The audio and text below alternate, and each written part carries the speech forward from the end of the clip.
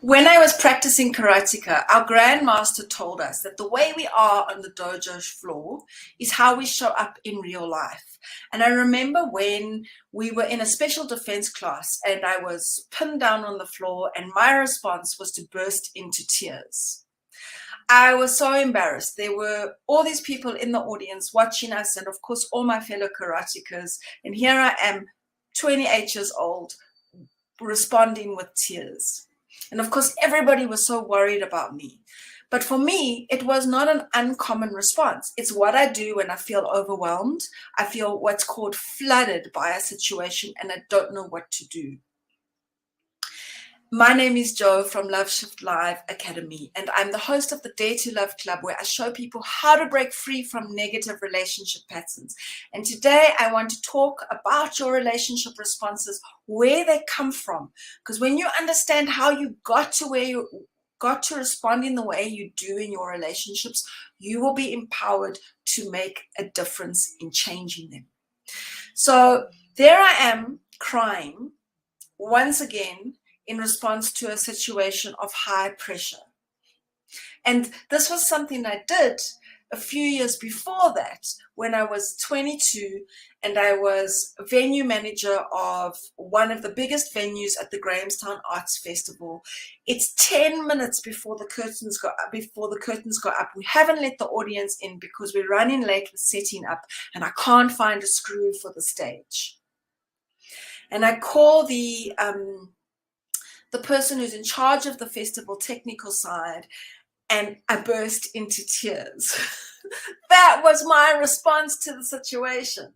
So you can see that since I was a child, growing up into adulthood, when I felt overwhelmed by a situation and didn't know what to do, I cried, and I brought that response into my relationship. So when we hit difficult situations, when in an argument or in a difference, I would burst into tears.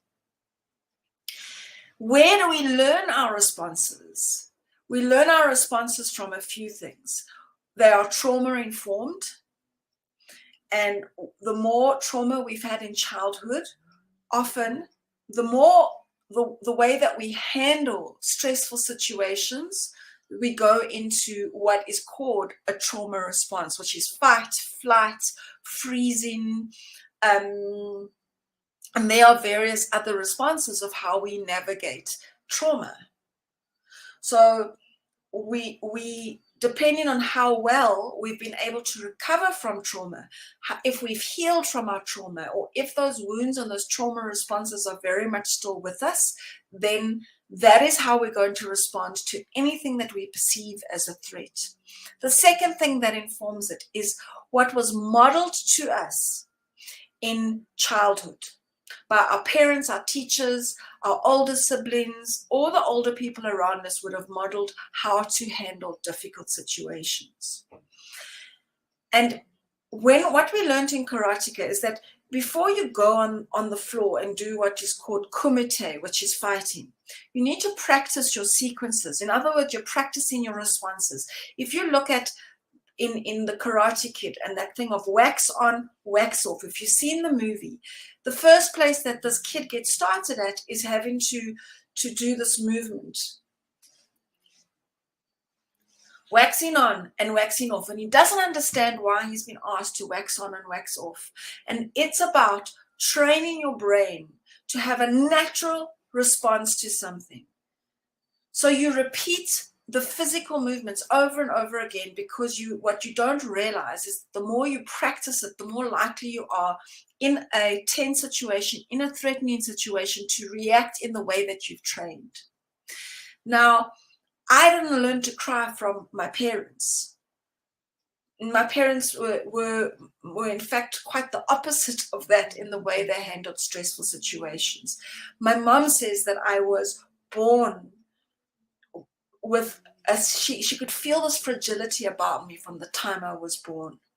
So what my mom had to do was help me to respond differently, because I was going into school and bursting into tears, and that was making me a target so I was easily bullied. So she taught me how to handle people who were treating me in a certain way differently at school, and she taught me to practice that, which I did. But that ingrained response stayed with me, that even now, even though I've grown out of crying as a response in relationship situations, I can still cry when I feel absolutely flooded by a situation that I can't handle. But the difference now is that I've learned to handle what happens in that context. So if I do burst into tears, it's what I do next that matters. So there's how we respond before a difficult situation when we know it's coming. It's how we respond in the moment of a difficult situation. And sometimes it hits us by surprise.